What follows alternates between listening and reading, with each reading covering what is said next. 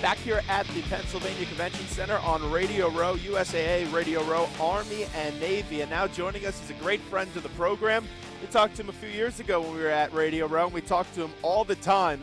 That's Mr. Invincible himself, Vince Papale. Vince, great to see you. How are you? Great to be back. Zach, what's up, buddy? Hello, Trenton. What's going on? Well, it's great to be on and great to talk to you, Vince. First off, let's take care of some family business. I know your son is playing at Delaware. Yeah. Had the unfortunate knee injury last year, but had a pretty good bounce-back season. Yeah, he bounced back really well, and not just physically but mentally. He needed that year because his senior year in high school, he was killing it and just racking up 300 yards a game, and then suffers an unfortunate shoulder injury. He had the same injury that he had broken clavicle, fractured clavicle.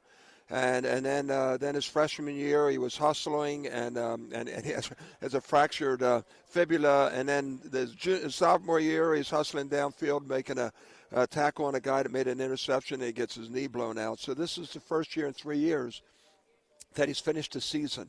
And he finished strong, and he feels real good about it. And the head coach, Danny Rocco, the new coach at Delaware, sees him in their future.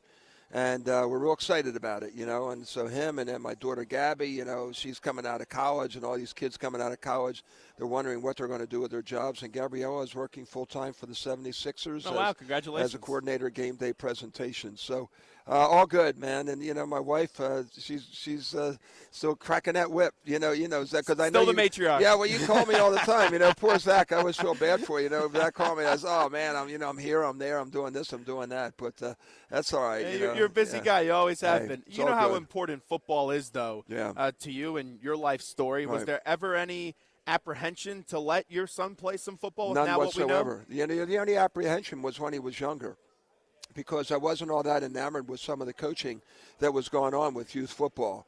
And I wanted to make sure that if any were going to play youth football, I was going to be his coach. That was an absolute must, because I coach a lot differently. I'm a teacher coach, I'm not a yeller or screamer with those kids, and just go out and let them make mistakes and learn from mistakes. And it's not about winning and losing. It's all about participation, and we didn't give participation trophies. We didn't give trophies out when the kids were playing. But I tried to stop him. I didn't want him to play until maybe he was like in middle school, because I knew he had the skills, and because I go out and play catch with him all the time. But he just badgered the heck out of me. So finally, when he was 6 or 7, I let him go. But there was one problem. He had a tendency to suck his thumb. And I said, well, football players don't suck their thumbs. Some might just suck, but you don't suck your thumb. And he said, his next day, man, that was it. That was the end of it. And I said, okay, well, that was the deal. You go. So, we had a contract there.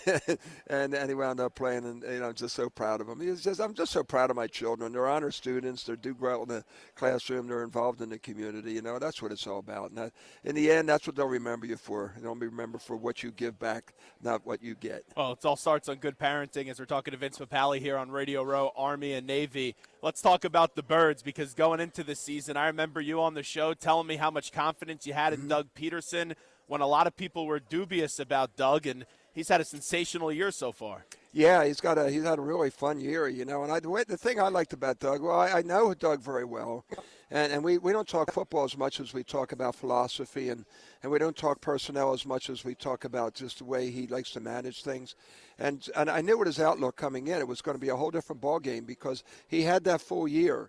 He knew he had his offense installed. He knew he had Carson back for this year. So he didn't have to do so much with Carson, because Carson, with his tremendous memory and skills and brain, was able to pick up things so easily.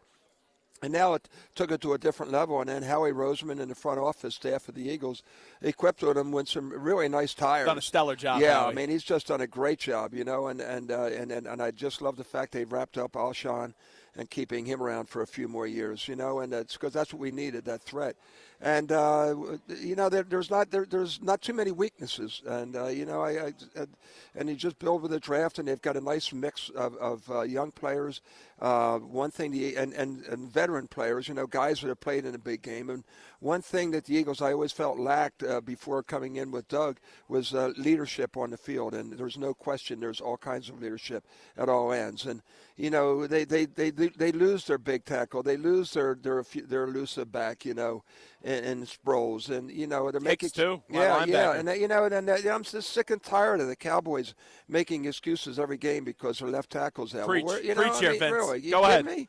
And it just makes me sick. How come they don't make excuses for us if we have somebody go down? It's the next man up, and we got a lot of depth now this year, and the next man up. And they just keep making moves throughout the season. I like what I see.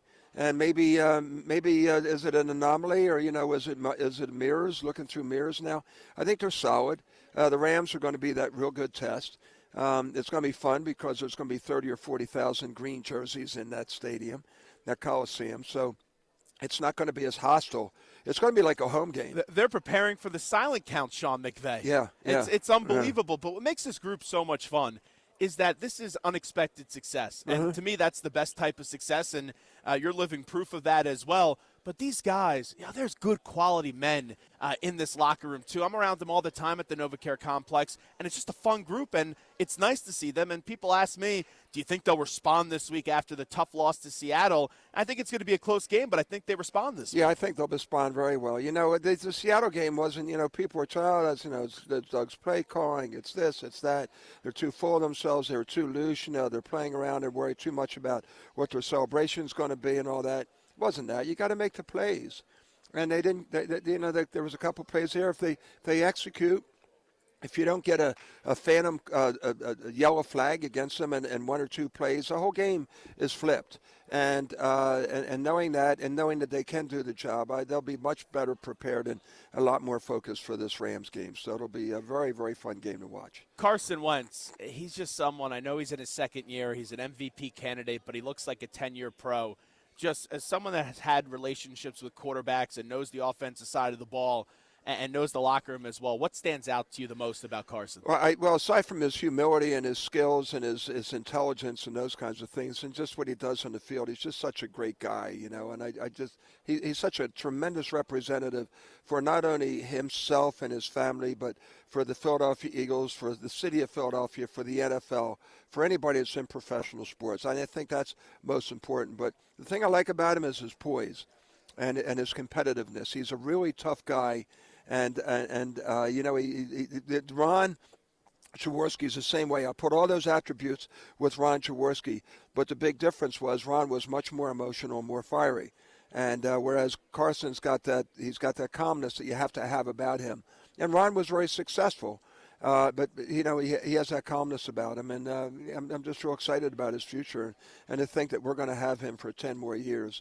The Eagles are going to be somebody you're going to have to contend with for a long time. There's so many big storylines going into this game. Carson Wentz versus Jared Goff, and Goff has really turned into something here in year number 2. But also Sean McVay, 31 years old, that's pretty and cool. having this team on their way to the playoffs where they were last year, it's unbelievable. There's an invincible story right there. Yep. And you don't think Hollywood's already chomping at the bit with that one? For sure.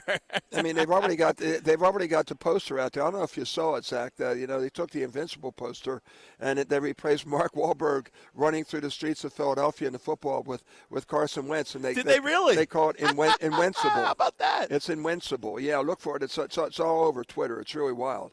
And that's what I was looking for when I was trying to find it on my phone before I got here.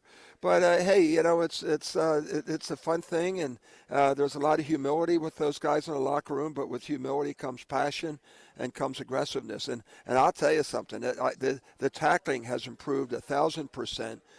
We have everybody now. You always know. Especially with the corners. I was just going to say that, Zach. You always know the front seven. They're going to come up and they're going to make. And Malcolm's always going to come up and throw his head in there. I mean, he's a player.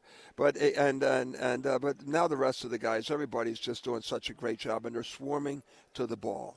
And it'll be fun to watch. Before we let you run, because I know you got to go, as we're talking to Vince Papale, Army, Navy, Radio Row. We're here live at the Convention Center. This game and what it means for the country, what does it mean to you? Well, to me, it's great memories of when I was a kid. I go to the Army-Navy game, and I was in a municipal field in Philadelphia, which is now where the Wells Fargo Center is, And it's where I had my free agent tryout, ironically. So there's a lot of good memories with that stadium and some tremendous concerts and those kinds of things. But, the Army-Navy game transcends football. It's about what America's all about. It's about competition. It's about the best of the best, of all races, creeds, religions, sexes. Everybody comes together, and for that one moment, and everybody's a winner in this game. And it's all about the USA, and it's about two academies that are the most obviously, two of the best in the country with the five that we have. But, the passion, the pageantry, it's just everything about it. I can't wait to see the helmets tomorrow, and see what they're going to be. And again, it's all about the United States at a time where we need to see something like this, and we need to see some real good role models, and we're going to see them on the field tomorrow in Philadelphia. Well, it's great to see you. Yeah, Thank buddy. you, and congratulations Thanks, once again Zach. with the Yeah, family thanks, success. bud. Absolutely. The great All Vince good. Papale on Radio Row. We'll take a break, and we'll be back right after this.